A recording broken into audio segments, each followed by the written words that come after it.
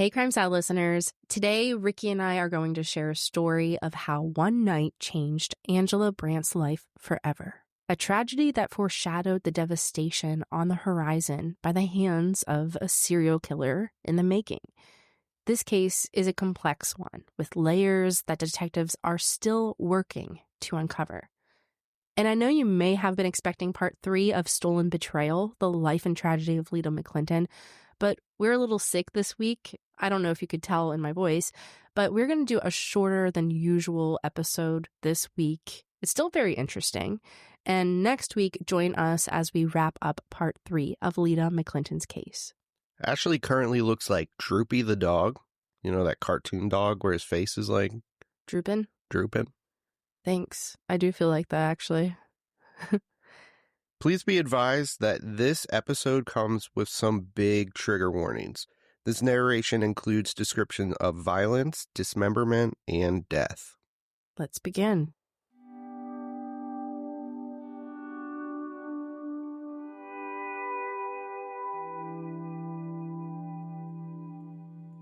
So on January 3rd of 1971, 16-year-old Angela Brandt was curled up in front of her family's new color TV, getting settled back into their home located in Fort Wayne, Indiana, after having spent 2 weeks vacationing in Florida. That evening, Angela and her family were watching the TV show, The FBI. Unknown Victim, Season 6, Episode 16, just aired. An episode where kidnappers abduct a young woman, mistakenly believing that she is the daughter of a millionaire. In reality, she is the daughter of a middle-class couple who was driving a car that belonged to the intended victim. And while engrossed in this show, Angela had no idea that all too soon she was about to live through a horrific ordeal, one that she had only ever heard about. After the show, Angela went up to her room to read. Her mother, who was pregnant, Isla Brandt, ran a bath and started reading the Time magazine, while her father, Herbert Brandt, was shaving. The night seemed like any other night, as the family went about their typical nightly routines. That is until the quiet stillness of the casual night was shattered in an instant, when gunshots echoed through the house. Not expecting anything as tragic as someone firing a gun, 16-year-old Angela in her room assumed it was just firecrackers the neighbors were letting off, mentally shielding herself of the dark reality. But something felt off. She got out of bed to investigate. She could hear her parents yelling. The commotion, tangled with confusion, became all too real when her mother's voice cut through the chaos with the chilling warning. "Angela, call the police." And those would be the last words Angela would ever hear from her mother again. Moments later, 40-year-old Ilsa was shot several times by a 9mm handgun. One of the bullets hit her stomach, ending the life of her 3.5-pound unborn son. And before Angela could even react, her mother's killer was walking towards her bedroom. Angela was the next victim. The gun clicked, but it was out of bullets. The shooter tossed the gun on the floor, and Angela acted quickly, kicking the gun under the bed. The shooter opted for physical violence, stunned by the unimaginably horrific turn the night had taken. Angela fought off her mother's killer. Bloody and bruised from the only physical altercation she had ever been in, Angela fought for her life. In an interview with investigator Rob Hemmert, she remembers her back being pressed against the floor as her attacker was on top of her, strangling her. She drifted in and out of consciousness. Then the weird glazed over look Angela had noticed on his face disappeared. The madness that had terrified Angela was replaced by apparent confusion, as he said, "What am I doing? What have I done?" Instead of panicking and trying to overpower him, Angela said, "I don't know, get off me." And so he got off her, and Angela started silently plotting her escape. He said, "You're not going to leave me, right?" Angela assured him she wasn't going to leave him. But in the moment that there was enough distance between them, Angela would run out of the house and down the street. She screamed for help as she ran through the January snow in her nightgown, stopping at the first house right across the street from her family's home that had been transformed into a bloody crime scene. Without bothering to knock, she grabbed the doorknob only to discover that it was locked. As she ran to the next house, Angela heard the shooter outside calling for her. Angie, you promised you wouldn't leave me. You promised you wouldn't leave me. That echoing voice would go on to haunt her for years to come. Thankfully, Angela escaped. She was found safely in the warmth of her neighbor's house. While inside the family home, bleeding from 3 bullet wounds, Angela's father, Herbert, had enough strength to pull himself up and let the water out of the bathtub so his wife wouldn't drown. Then he locked the bedroom door and called the police. Angela's little sisters, 3-year-old Jessica and 2-year-old Melanie, were brought to the neighbor's house to be with her. While trying to process the horrors of the night, a neighbor told Angela that her mother had died. Unfortunately, this isn't where Angela's nightmare ends. About a year later, the boy who pointed a gun at Angela, shot her father, and killed her pregnant mother would be welcomed back into the family's home to live with them. Angela would do her best to keep what had happened a secret, even from her younger sisters, Jessica and Melanie, who were just too young to remember that night that their mother was killed. That's because the killer was their own brother, Charlie Brandt. You see, Charlie was only 13 years old when he snuck into his parents' bedroom, grabbed his father's 9mm handgun from a nightstand drawer, and went on to use that gun to shoot his father and mother. His sister only spared due to an empty bullet chamber. No one suspected that the shy A&B student could ever be capable of such violence. Murders committed by kids under the age of 18 are rare. Between 1980 and 2008, only 11.1% of homicides in the U.S. involved minors. So when you narrow that down to kids under 14, like Charlie, it drops to like 0.5%. Yeah. So it really makes you wonder, what would drive a 13-year-old to kill his own family? Right. And what's more unsettling is the fact that he kind of just snapped out of it. It kind of makes me think that maybe there was something deeper going on with him. Like maybe this was like a psychological issue. Yeah, maybe it was a moment of uncontrollable rage or some kind of break from reality. And it's chilling to think about, actually, especially when he was allowed to move back in with the family. Yeah, it would be hard to sleep at night for sure. Oh my gosh, yeah, I'm sure Angela was experiencing that. There was another survivor in this story, the father, Herbert. Although he was being wheeled into surgery, he was with it enough to give investigators some insight to what went down in his home. He told investigators that there hadn't been any arguments before the shooting. He claimed that his son was the nicest boy you would ever want to meet.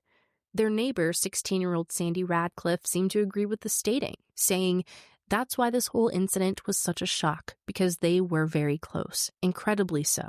He was a mama's boy. Wow, so way different description than I pictured for him. Right. Now, when the police asked Charlie why he turned the gun on his family that night, he said it was due to a combination of things. A lot of work, tests to make up. I had to make up my interim card. Everything sort of just snapped in my mind. I felt like I never felt before. Charlie claimed when he picked up his father's gun, he didn't want to use it. Rather, he felt programmed to do it. He hesitated, but the next thing he knew, he had shot them. Following the shooting, a police officer drove Charlie to the hospital to see his father, who he apologized to several times. Herbert told Charlie that everything would be all right and promised to visit him. Charlie brought up the family dog, a death which his father apologized for, having shot the dog a few days prior to the shooting. So maybe it was the shooting of the dog that kind of triggered all of this. Yeah, that very well could be. To get further insight into what other factors might have caused the teenager to turn against his family in such a brutal attack, Charlie was interviewed by experts, undergoing 3 court-ordered psychological evaluations. And oddly enough, none of these evaluations shed much light on the tragedy. When Ronald Pankner, one of the psychiatrists who spoke with Charlie, was asked why the boy had turned so violent, Pankner admitted that they didn't know, stating that this kid did well in school, he didn't get into any trouble, he loved his family, and the family said that he was a loving kid. He doesn't have a diagnosable mental illness. We found no psychosis, no distorted thinking that would basically be a reason for this crime to be done. The psychiatrist determined that Charlie had no mental disabilities and had acted solely on an irresistible impulse. Despite this, after spending 4 months in jail, Charlie was found to be not criminally responsible for his actions, with the warning this might happen again if he didn't get psychiatric treatment. He spent a year at the state mental hospital in Indianapolis, where his father visited him every weekend until Charlie was released to his father in June of 1972. I gotta say, though, how difficult would that be? Like, his son killed his wife, an unborn baby, and had intentions to kill everybody in that house. And you want to support your son, but I mean, it's just evil. Yeah, not to mention he could have killed his father also. He was trying to kill him. Yeah, exactly. Herbert was unable to live in the house where his life and unborn son were murdered. So he took a leave of absence from his job and he moved his family to Ormond Beach, Florida, where they used to vacation each year back when the Brandt family was still intact. About a year after the move, Herbert remarried and moved back to Fort Wayne with Jessica and Melanie. Angela, who's now 18 years old, she decided to stay in Florida, moving out to start a life on her own. Meanwhile, the children's grandparents moved from Germany to Florida to look after Charlie as he was finishing high school. Granted distance from the brother who almost shot her, it seemed Angela might finally be able to move on from that horrific night. Charlie was doing well for himself. He was attending a community college and earning his associate's degree before going on to become an electronics technician. Angela started her own family, becoming a mother and a wife. Yet memories of the shooting lingered in Angela's mind, fueling anxiety that she couldn't quite shake. Haunted by a persistent fear of her brother and the trauma from that night, Angela eventually broke down and tearfully told her husband, Jim Graves, everything. Having already gotten to know and like Charlie, Jim was shocked. Based on the interactions with him, it seemed clear to Jim that Charlie was past whatever violent streak had caused him to go after his family all those years ago. He was a changed man. But I feel like that trust can only go so far. I mean, you're already traumatized by those events. Jim, he didn't see any reason to fear Charlie. Though looking back, there was one particular conversation he had with Charlie after he and Angela split up that now stands out to him. According to Jim, while having a few beers after a day spent fishing, the two men started talking about revenge. Charlie looked at Jim and said, "Well, if you really want to get revenge, you should kill somebody and cut their heart out." Jim said it creeped him out, but apparently not enough to convince him that Charlie was dangerous. Now, this remark stayed with Jim, and it was pushed to the back of his mind. Years later, when his new girlfriend wanted to play matchmaker for her friend, Teresa Helfrich, Jim reached out to Charlie. By April 1985, when Charlie was set up on a date with Teresa, better known as Terry, Charlie had managed to build a successful life despite his dark past. He stayed out of trouble and got a job working at the Ford Aerospace and Communications Service Electronic Warfare Range in Astor, Florida. Charlie had girlfriends over the years, but Terry, a manager of a retail store in Daytona Beach at the time, caught his attention right away. Though Charlie had been described as quiet, reserved, and eccentric, Terry's sweet and carefree, happy-go-lucky demeanor suited Charlie's personality perfectly. It didn't take long for Charlie to decide that he wanted to marry Terry, and on August 29th of 1986, that's exactly what he did. The couple got married, and though no family members were invited to the wedding, most people seemed to think highly of the couple. They lived on the water in the home that they built on Big Pine Key and traveled, fished, and enjoyed life together. Charlie got a job as a radar technician and appeared to be a devoted husband.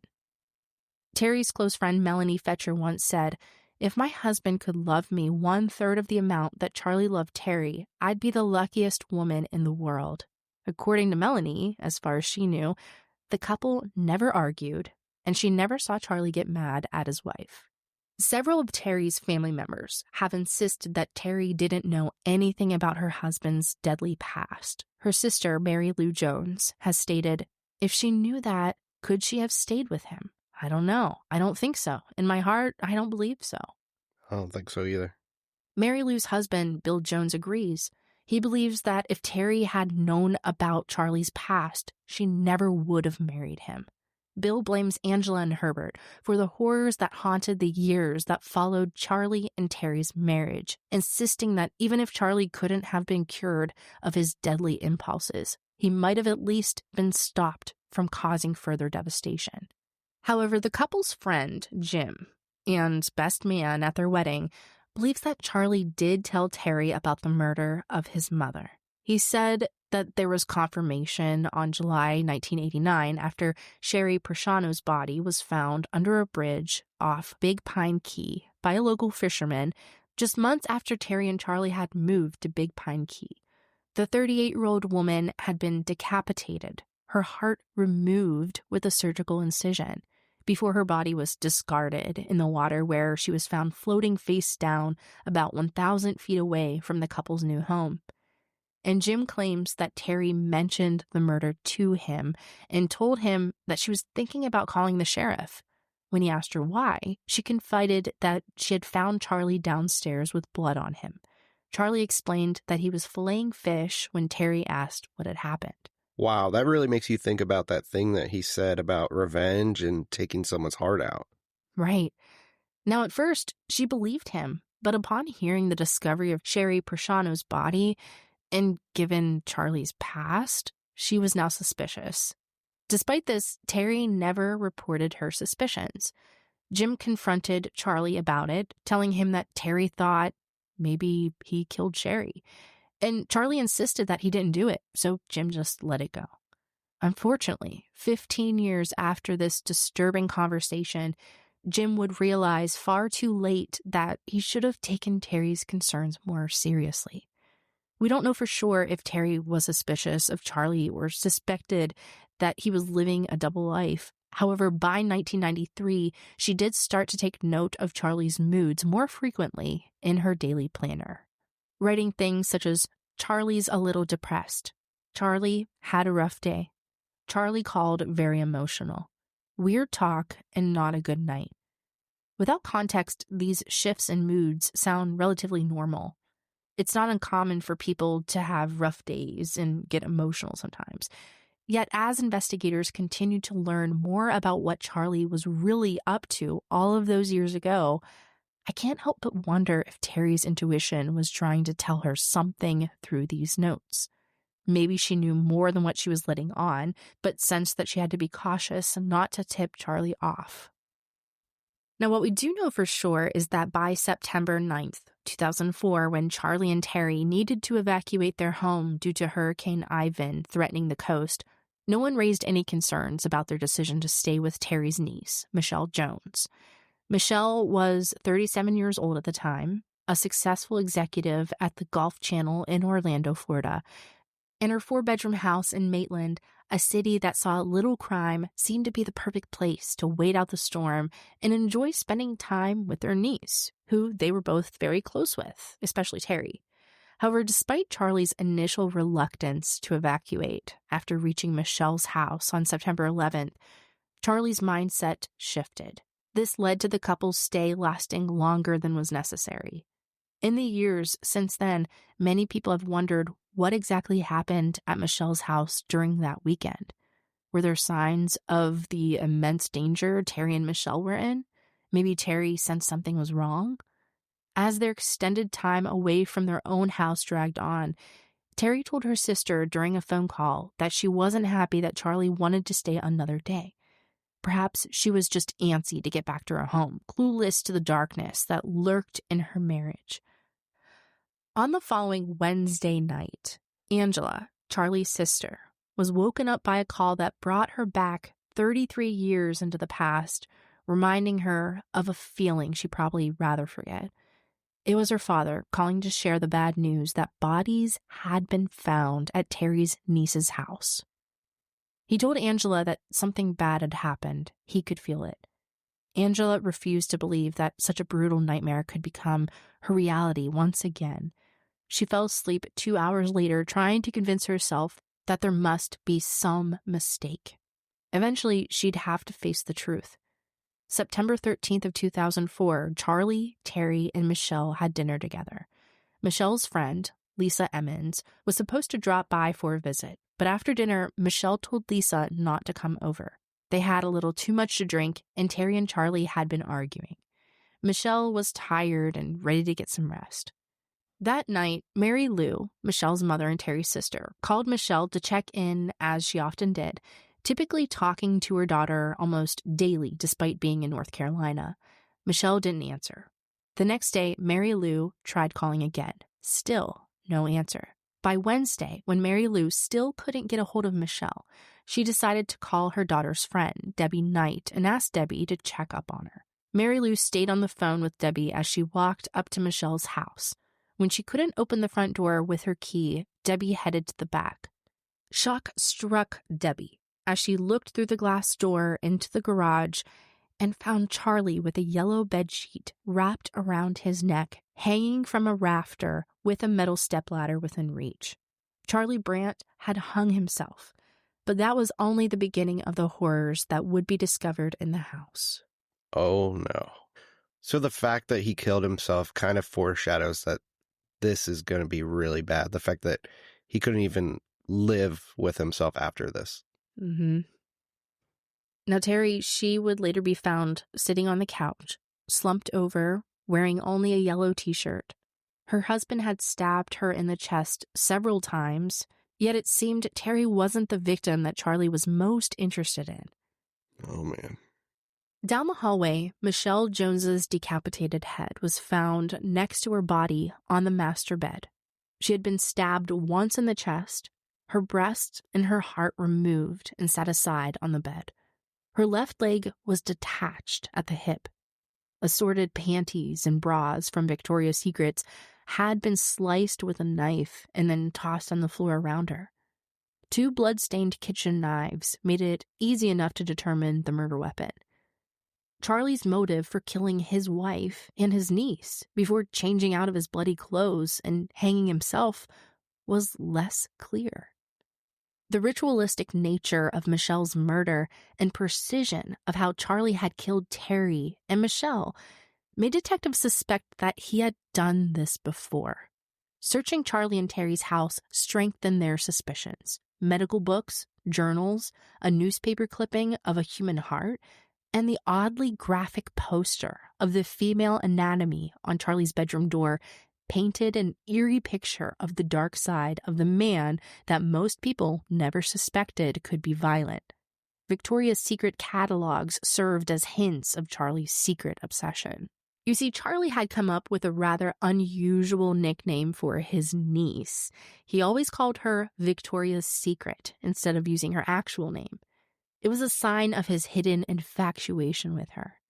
When talking about Charlie's obsession with Michelle, the lead detective on the case, Rob Hemmert, said, "He was fascinated by her, and I think ultimately he intended on killing her. I think that's evident in the way he spoke about her and the things that he looked at on the internet." So he never really recovered. He had just been living with this secretly for years. Yeah. But what were these things on the internet that he was alluding to? So it turns out when investigators searched Charlie's computer, they uncovered his interest in websites that showed necrophilia, death fantasies, and other forms of violence against women. Charlie didn't just fantasize about such violence, though. While keeping up with his good guy facade, appearing to be loving, a devoted husband, Charlie acted upon his dark impulses and made his fantasies a reality. Oh, man. Comparing the details of the case to others in the area, detectives started to find cases with similar characteristics in the FBI database. The first case that immediately stood out to detectives was that of Darlene Toller, who worked as a sex worker in Miami before she was murdered in 1995. Darlene was also decapitated. Her heart was removed before her body was wrapped up in a blanket and plastic, tied like a package, and tossed out along the highway. Though the murder occurred about 100 miles away from the Brandt's house, when looking at the records that Charlie kept on his truck's mileage, investigators found that there was a spike in miles Charlie put on his truck around the same time that Darlene was killed. And Charlie's job required him to travel, meaning that he had plenty of opportunity to commit the murder of Darlene Toller, possibly along with many other women. Investigators don't yet know exactly how many women Charlie killed after being released from the mental hospital, and it's likely that they never will. After Darlene's murder, 9 other sex workers were found murdered in South Florida. These cases are similar enough to Darlene's to make investigators suspect that they may be connected. Charlie isn't just suspected of killing sex workers either. Since Charlie was known to travel all over the United States and internationally, an international bulletin describing the murder of Michelle and Terry was sent out to other agencies. Over 80 responses came in, some as far as Germany and Holland. Wow. This is on top of the 26 cases that came out of the FBI database that shared characteristics with the case. Using a 35-page timeline created by going over Charlie's financial and personal records along with Terry's daily planner, Herbert eventually narrowed his focus on the 2 cases he found to be most promising. Darlene Toller was the first. The second, Sherry Parishno, the same murder that Jim said made Terry suspicious. Herbert's decision to allow Charlie to rejoin the family and his choice to keep his son's past private have been a subject of debate. Some have questioned whether it was safe, especially considering that he had 3 other children at the time, 2 of whom were under 5 years old. I mean, it's a complex situation because Charlie was released by professionals. They said he was good to go back to society. Yeah. Although they did give that warning, he may do it again. Right. It's kind of risky, but... Then the fact that he just hid this and lived with it for so long, and there weren't really that many signs. Mm-mm. Now, it isn't uncommon for parents to forgive a child who has committed violence against the family. In 2015, Yvonne and Zachary Irvin made headlines for publicly supporting their sons, Cameron and Christopher Irvin, who were arrested at the ages of 17 and 22 after attempting to kill them, despite being drugged, stabbed, and nearly strangled before their home was set on fire. Yvonne and Zachary later advocated for leniency, with Yvonne even suggesting probation instead of prison time. Cases like these highlight just how complicated it is when the perpetrator is a loved one. Yeah, it definitely makes it a murky situation, for sure. Yeah, and this also raises broader questions about how society handles individuals who have committed violent crimes but are later released. Michelle and Terry's family has reflected on this issue extensively, hoping to create change. The Joneses have been pushing for a public database that includes the names of anyone who has ever killed another person, regardless of the circumstances or the perpetrator's age at the time. Mary Lou, advocating for this initiative, has said, if we can do something to help somebody else prevent them from facing what we did, then Michelle's life will have meaning. Terry's life will have even more meaning. There should not be Charlies on the street. If you found today's episode compelling, we encourage you to share it. As always, your support means the world to us, and it helps us continue spreading awareness about important cases. Thanks for tuning in. Take care, stay safe, and we'll see you next week as we finish up Stolen Betrayal, The Life and Tragedy of Lita McClinton, Part 3.